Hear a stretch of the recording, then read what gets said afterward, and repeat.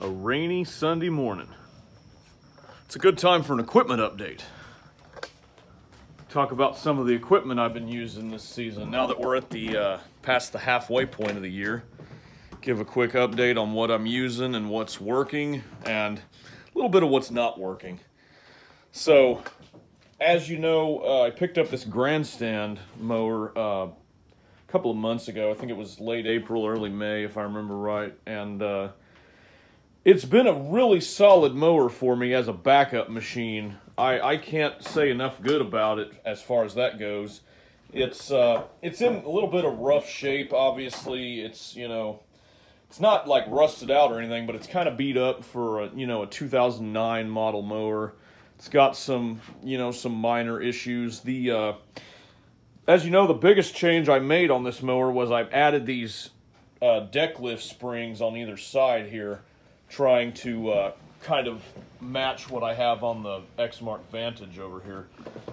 I wasn't able to exactly match that due to the design differences in these mowers. That's why I have this big stupid hole here that I cut. Stupid decision, but it is what it is. I still haven't fixed that properly yet, but it's coming. One quick update I did make on that design, though. I actually removed both of these gas shocks. That originally the mower came with these gas shocks that were connected right here to a point right here. You can kind of see that little connection there, and there was another one on the other side right here, and they connected to a point up there in the tower where the deck lift is. Now, the reason I removed this is when I first installed these springs, I had the gas shock still on there, and you know, the lever, when you would loosen this lever, you would have to push the lever down for the deck to go down, and lifting it up was like no problem at all. I thought, wow, this is awesome. This is going to be great. Well, when I actually got out into mowing situations with it, what I found was the two systems, the springs and the shocks, were actually fighting themselves. And what I didn't realize at the time when I put those springs on, what I didn't realize is the way these shocks are actually designed. They're designed like this, if you look. And what actually happens is whenever you lower the deck, it compresses the shock, or it expands the shock, rather. I mean, it expands the shock. And then when you, it compresses the shock, I think. Yeah, it compresses the shock and then it expands it out. Whereas when you have the springs get expanded out and then they get compressed back in. So what you have, if you have both of those, you have the two systems are fighting each other. So what I was noticing was that this arm here, when I'd be mowing with it, this deck lift arm, you know, it'd be down like right about here at 3.5 or whatever. It would actually pull because the shocks were, you know, the gas pressure was expanding on it, and the springs were expanded, and they were trying to compress in constantly because of the movement. It would actually make this arm move up slightly.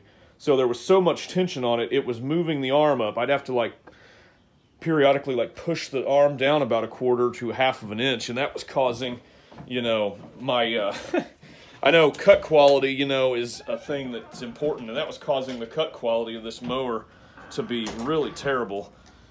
And so I had to make a choice, basically. I decided, you know, the choice was, do I abandon the springs, or do I go with the shocks? And go with the shocks, or do I, you know, get rid of the shocks altogether and see how that does? And I'm really satisfied with it. It does really good with just these springs. It doesn't have quite the lift that the Vantage does when I lift on the arm. It's still a little bit, in my opinion, a little bit too heavy, but it's a lot better than it was with just the shocks. And, you know, mowing with it now, it's a lot better than with both of them. So that's going to be the play moving forward. We're going to keep these springs on there, and we got rid of those shocks. And I actually bought a Vantage spring here on eBay. And, I mean, at some point I could theoretically, you know, put one of these on here on one side and maybe put both of these on there, because this is a little bit thicker of a spring. And I don't know, if I want to address that down the road, I might, but for now, this machine, you know, as a backup, it's great. Does everything I need it to do. I don't necessarily need it to be perfect 33 hours, more like 3,300 hours. I mean, look at these tires. There's no way this mower has 33 hours, but anyway, that's a quick update on the grandstand. Now, as for the Echo 56 volt tools I've been using, these are really good tools. I love these trimmers. One thing I will say though is whatever you do, do not leave these in the rain. Do not let them get rained on heavily. A couple of months back, I was out at the church and I had it started downpouring on me. I had my trimmer covers over these motors, so I thought, oh, they'll be all right. You know, they're covered up. I won't have a problem. It was raining really hard, so I didn't want to, you know, try to drive the mower up the ramp and get, you know, try to take these apart and get water in the, you know, in the shaft or whatnot. So I didn't take them apart and put them in the truck like I did the last time it rained a lot. But I had, you know, when that happened, I had prior notice of it. But anyway, so what happened was, due to the placement, I think it's due to the placement of this one was on top, so the water all kind of drained down. Well, this one, somehow it got water in it, and I dried it out, you know, and everything was okay. But ever since then, I've noticed that if you like run the throttle at low speed, really low speed, sometimes it will cut out. I can't really demonstrate without taking it off, but sometimes it will cut out and it'll give me this flashing code on here. The light will be flashing like 4 times, and you turn it off and on and it resets it, and then it's good to go. It's fine at full throttle, holding the trigger all the way down. It's just if you try to like feather it really, really lightly, it does that. And it's only done that since it got that rained on that one time. So, lesson learned for me. I mean, I'm kind of pissed off about that. I should have known better, you know, and I did know better. It's just, you know, it's just one of those things that kind of caught me off guard in the moment. But the other one doesn't do that. The other one that I have hooked up to my blade edger, you can feather the throttle as much as you want on that one. And I know somebody was asking me in one of the videos about feathering the throttle on these, and if you can truly feather the throttle, kind of like you do like a gas-powered trimmer. And in my experience, you can. There are some preset settings, for example, though. Like, let me get the edger out and I'll demonstrate here. There are some preset levels. Like, if you notice, it has this plus and minus button here. So when you first turn it on, grab my battery here. When you first turn it on, you're at speed number 1, or setting number 1, which is equivalent to like half throttle on a gas-powered trimmer, if I recall correctly. Speed number 2 is 2/3, and speed number 3 is full throttle. And frankly, these machines have so much torque. I don't hardly ever have to put it on 2 and 3. Let's see if I can demonstrate here. This is on 1. So as you can see, I'm varying this throttle quite a bit. You know, this is feathering that throttle.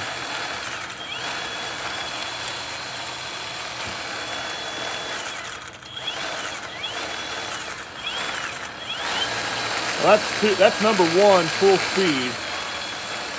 You know, as you can see,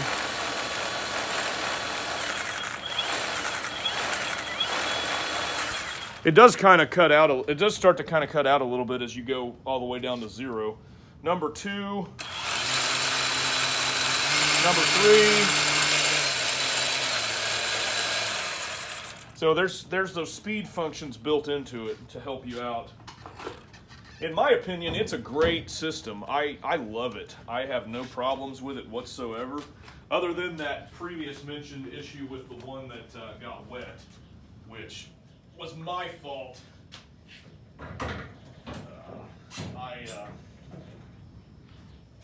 Moving forward, needless to say, we're not going to let that happen again. Now, as for the 2100, the D-Pass 2100, which is more the homeowner grade, kind of, it's equal to like the SRM 225, I guess. This one I have set up as my hedge trimmer, and that's the way I'm going to keep it from now on. And as far as hedge trimmers go, I love it. It does really great in that aspect. Here, let me demonstrate here. As a hedge trimmer, I have this mid-reach attachment on here, and I've found that it's a great weight. It's great, you have a lot of maneuverability in it. It's got great power. I don't even have to put it off of one, in all honesty. And on this one, you can feather it quite a bit more. Like if you notice, I can move it ever so little just to make the blades turn. And this is great because what I can do is I like to keep the blades open like this so that I can spray that resin cleaner on there. So if, for example, let's say they're like this when I stop the machine permanently, I can go like this and just pulse it to get them exactly where I want to go. And I just did a job yesterday where I trimmed up a bunch of Nandina shrubs with this setup, and I love it. This is one of the best hedge trimming setups that I've ever used, just because of how lightweight it is and how much power it gives you. And the battery lasts a lot longer, on the hedge trimmer than it does on the trimmer and the blade edger for some reason. I'm not sure why that is, but another thing. It's kind of interesting. I found out recently, I didn't actually know this until recently, but there are actually two different trimmer attachment models here from Echo. They actually make two different ones, and the difference, if you can spot the difference in this one,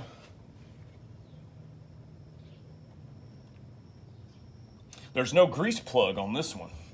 Now obviously this is beat up really bad. I've used this the whole first half of the season, and it is beat up. It is beat to shit, to put it bluntly. And I was going to replace this head and just, or replace the cover and kind of figure that out. But then I noticed there's another channel I follow here, and the lady, it's called Chicanic, and the lady does like repair videos. I think she owns a repair shop up in Arkansas somewhere, but pretty cool channel if you want to check that out, Chicanic. She's somebody I follow on here, but she did a video where she demonstrated this as well. How some of them come with the grease plug, and some of them come without it. And I'd never noticed that, so I went, to look at the ones I have, because I have two of these, obviously these Pro Series ones that came with the 2600, came with the D-Pass 2600 trimmers, and I had the one that came with the 2100. Which I'd been using the whole season because that's just what I had, the first one I got. So when I got the Pro Series one, I just kept this one, threw this one on the Pro model and kept going with it. Well, it doesn't have that grease plug, so I'm, not real crazy about that moving forward. I want to be able to maintain, I want to be able to grease up my stuff, So I regularly, lubricate the grease fittings on the mowers. And, I check the edger about once a month, too, because the blade edger has the grease fittings on there. And the steel tools I have all have the grease fitting. But, so what I did, and what I ended up doing last week was I took one of the Pro Series ones that I have, and I just put it on the 2600 that I have as my trimmer. So now I have a grease plug on here. Same as I do on this one. So moving forward, that's the one we're going to use. I don't know if I have any other updates. The blower setup, yeah, that's right. I was going to talk about the blower real quick. As you know, the other 56 volt tool I've been using this season is the 2500 blower, the little handheld blower. And it's a very niche blower. It's very good for what it is. The issue I'm running into with it is even though it's powerful and it's got a lot of power for a handheld blower, it just doesn't have the power that I want, that I'm used to for, you know, comparable to a gas-powered blower to get the job done in a reasonable amount of time. So what I've done is I keep it on the truck, and, you know, there's some jobs where you need it. It's great to blow out little stuff in little garden beds. It's great for smaller yards or even for backyards, you know. But I'm going to stick with the gas-powered blower for my main setup here from now on. And I'm actually probably going to buy another blower at some point. I'm looking at that, sorry. I'm looking at that Stihl BR800. I'm probably going to get the C one. I know people have talked about how they don't like that side start deal, but I'm going to give it a try, I think, and see. There is a conversion to make it to where you have the normal pull start, but we'll see. I like the telescoping tube on the C versus the X. The X, I think, just has the fixed tube, whereas the 800C has the extendable tube. So I'm going to go with that, I think. I haven't fully decided yet, but that'll also cover me for leaf cleanups. This 700 here is I used to have two 700s. One of them got stolen last year in the middle of the season. It was during the time I was hurt and I was trying to work hurt, so I had some lapses in judgment and left some equipment unlocked one day, and it walked off. But unfortunately, that was the good one. That was the newer, better one of the two. This one's the older one. I've had this one about 4 years, and it's beat up, but it still works fine. It needs a general service, so I'm thinking I'm going to get another backpack blower and use this one as a backup, get it in for service, and then, you know, just keep it as a backup machine. Obviously, the Vantage 48 Moriarty, as it's called, awesome mower, just amazing machine. It's the best mower I've used, I think. Best mower I've ever used. I need to clean it. I know it's kind of dirty from this past Friday, but it's a great machine. I love it. I like it better than the Grandstand. And these 21-inch mowers I'm using with the Honda engine, they're really good. I like them a lot. They start up first pull. They got a lot of torque, a lot of power. No problems with them. The Exmark deck cuts really well, so gonna stick with those for now. I know I entertained buying a battery-powered Echo mower, the 56-volt mower. I'm probably gonna hold off on that for a while just to see. I want to see if they come out with a Pro Series one, because the one they have now is kind of a consumer model, realistically, and I kind of want to stick with Pro model stuff, you know, if I can. So anyway, that's kind of an equipment update. I didn't really talk about Big Red here. This truck is Big Red, but there's not much to say about it other than it keeps on rolling. 35 years, you know, on it, and it still runs great. Starts up and goes whenever I need it to. So, all right. Hope everybody else has a great weekend, and hope everybody gets rain like we did. We desperately needed this rain, and hope we get some more before the day's out. So, anyway, have a good one, and I'll see you later.